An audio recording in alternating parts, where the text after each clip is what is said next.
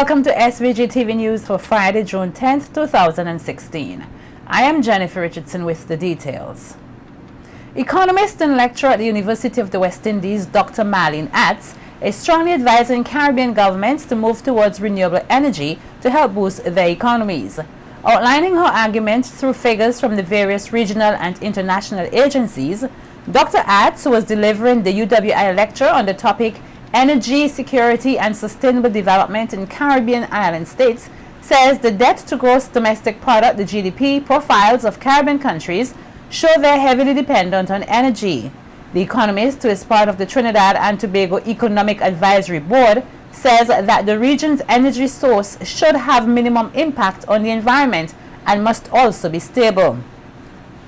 Dr. Atz pointed out that the Venezuela-Petrocaribe partnership could destabilize the economies of many Caribbean countries who are dependent on cheaper source of oil.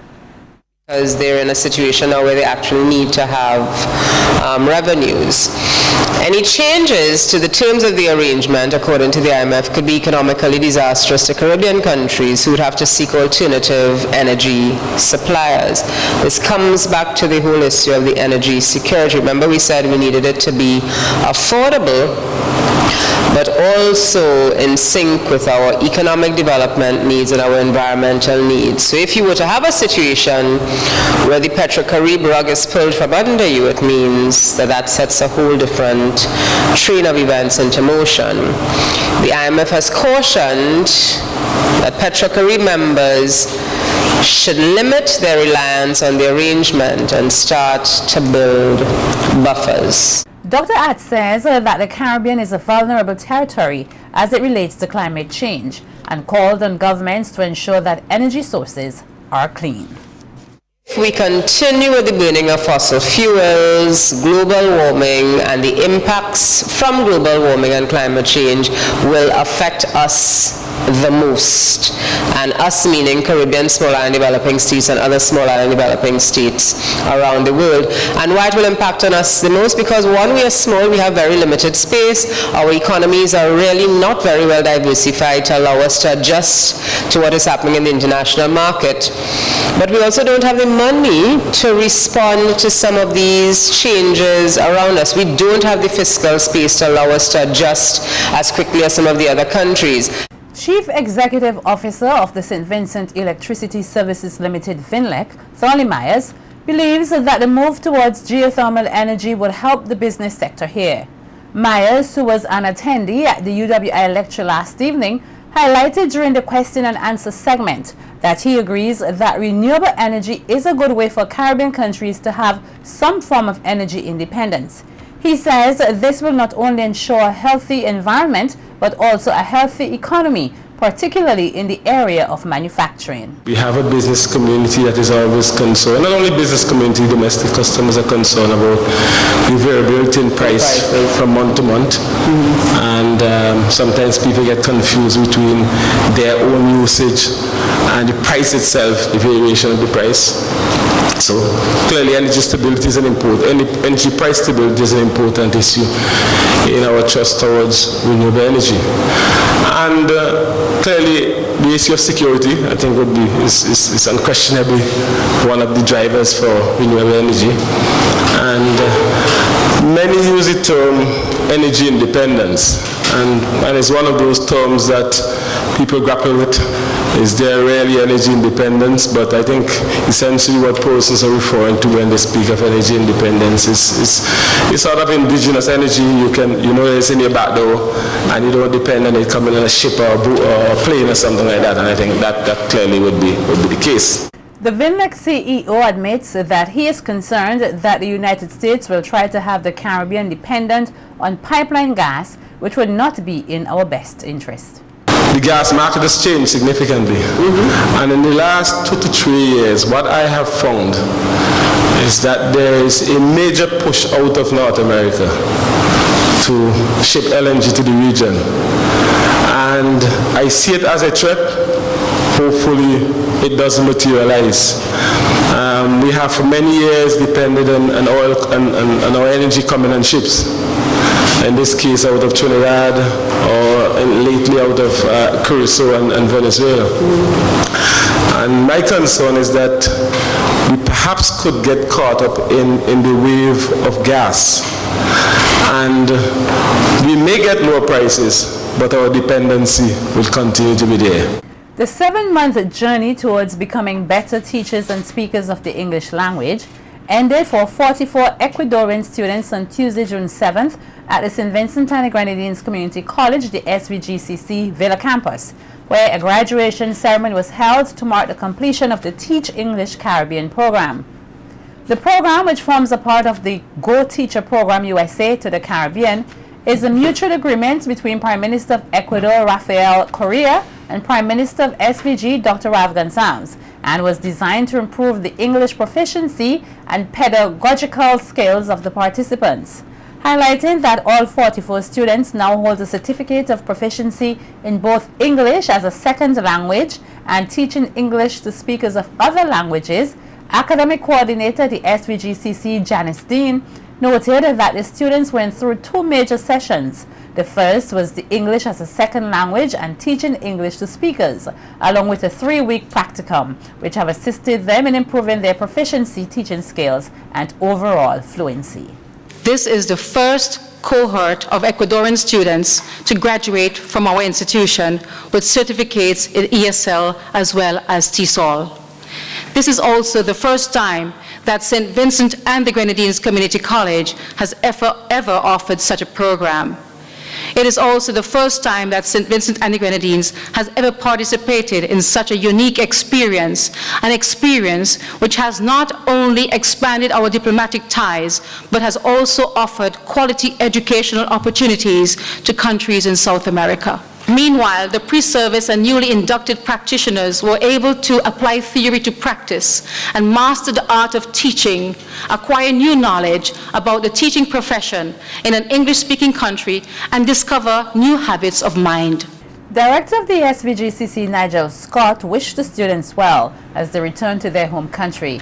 He noted that the SVGCC is honored to have played a part in their professional and personal development, and called on them to impart their newly acquired knowledge. It's a joyful day, but also a sad one. Graduation day always brings with it mixed emotions. Our friends from Ecuador have come to the end of their journey with us. Yet in so many ways, their journey as world citizens and English teachers is now entering a new phase. We have been asked, is it possible that we could stay here and speak Spanish and you could send some of your teachers to Ecuador to teach English? Unfortunately, your government and people await. Delivering remarks on behalf of the students, Gabriela Monteros Lore described the 7-month program as enriching for all 44 students. She outlined that it has enabled them to learn new innovative teaching strategies and also gave them the opportunity to interact and learn from persons whose native language is English, which aided in enhancing their fluency. She further expressed gratitude to both the Ecuadorian and Vincentian governments for presenting them with the opportunity to be better equipped with the necessary skills to teach and speak the English language. Thanks to the noble labor performed by the Ecuadorian government to support education, which is the most important aspect in the development of any country. The Honorable Mr. Ralph Gonsalves, Prime Minister of St. Vincent and the Grenadines, who agreed to carry the program out. Without his endorsement, this educational venture could not have been a reality. Moreover, we could not have gotten to know this warm island, as well as to reach the goal of becoming better English speakers as well as teachers. We hope you continue working as you are doing now to make St. Vincent and the Grenadines succeed in every aspect of the economic and educational terms. Reporting is an important facet of the Inter-American Institute for Cooperation on Agriculture, IICA, constitutional requirement as they are accountable to national authorities. That's according to IICA's technical specialist for SVG, Michael Dalton, who was speaking at the annual accountability seminar held earlier this week at the NIS conference room. The event serves as a review of the major activities undertaken by the organization throughout the programming year, along with the outcomes and initiatives achieved. Noting that the seminar also gives stakeholders such as the Ministry of Agriculture the opportunity to have an input in projects and plan development, Dalton urged participants to get involved and give necessary feedback in order to promote project and plan enhancement. This accountability is in keeping also with Institute mandate for accountability and transparency in its actions in member countries. We don't intend to just be doing activities and hiding behind the shadow of those activities. Everything we do must be exposed to public scrutiny so that we can benefit from the feedback that we can get from the stakeholders. Dalton also expressed gratitude to the Ministry of Agriculture and other partners, noting that they have contributed significantly to the development of the agriculture sector. Focus our attention and efforts to effectively addressing those demands which we are positioned to address, and to work in partnership with like-minded institutions to ensure meaningful impact and sustainability of our country program. We take this opportunity to thank those institutions that have partnered with us to effect the interventions in agriculture. We look forward to the continuation of such partnership in 2016 and beyond. Chief Agriculture Officer Ashley Kane highlighted his elation in the ongoing relationship between AICA and his ministry, noting that he looks forward to greater achievements in the future. And we trust that as we go through the proceedings, we'll be better informed as to AICA and its programs and our role and the kinds of support which can be possible, and collaboration which can and will be possible through our linking our hands in the interests of our farmers and our country's development. Everyone has to watch their own back, so says head of the Major Crime Unit, Inspector Atalan Brown. In an interview with SVG-TV News earlier this week, Inspector Brown stressed that it is important that persons are aware of what is taking place around them, as he spoke on the recent crime rate hike. He also explained that security starts with every individual, noting there are several precautions one can take. You know, some persons living in some relatively dark areas when it comes to getting home. Now, if you live in those areas and you think those areas are sort of vulnerable to crime and violence, you should actually report them to the proper authorities so that they can put street lights and so on in place so that the areas can be well lit, especially Carnival is coming around. There will be a hype of activities. There will be a lot of movements of persons, you know, torn from their homes. So we want persons to be their own security to actually start with you. And really, in that regard, it really would assist the police, generally speaking, when it comes to security. Meantime, the MCU head assured that this country's crime rate is nowhere near that of some other Caribbean countries with high crime rate. If one looks at the crime rate in the region per se, St. Vincent's probably in the middle. Now we have places like Trinidad, Jamaica, St. Kitts. Jamaica murder rate is about 100,000. On average, St. Vincent is about 23 for 100,000. The persons in the lower bracket, like Antigua, Cayman Islands, they're about 8, Grenada, 8. We want to get to that figure, but we don't want to reach the figure of Trinidad, and Jamaica, and El Salvador, and Belize. We don't want that. So we sort of in the middle. So we try to keep it in the middle and try to keep it down really. But for the most part, I don't think we're close to Trinidad as yet. Assistant to the Director of the HIV/AIDS Unit, Azonia Vanlo, says as part of their thrust to reduce the rate of HIV/AIDS in SVG, her unit will be engaged in various public awareness activities. We at the National AIDS Secretariat want to help persons take precautionary measures and make wiser sexual health choices throughout the season. In particular, we are embarking on a targeted and culturally sensitive approach to prevent the sexual transmission of HIV. Our approach aims to raise public awareness of HIV, provide additional testing services, and encourage consistent use of condoms. Public awareness will be raised through radio, television, electronic billboards, and social media advertising. Persons will also be reminded through text blasts. Vanlo added that the youth are most likely to engage in risky behavior, especially during festive seasons such as Carnival, and her unit will be working assiduously to provide advice on safe sexual practices during the season. During the Carnival season, we will be increasing the testing hours offered here at the National AIDS Secretariat and will encourage persons to get tested and know their status. Finally, we will be distributing condoms at various Carnival events and will be on the road Carnival Monday doing this as well. The statistics you heard earlier reflect an alarming transmission rate in the youth population. This at-risk group is most likely to be the one engaging in high-risk sexual behaviors throughout the Carnival. We therefore encourage young people especially to take advantage of the services being offered. HIV is real.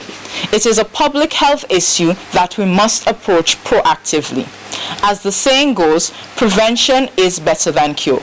This couldn't be more true for the HIV epidemic. Don't go away, Carnival Beat is coming right up.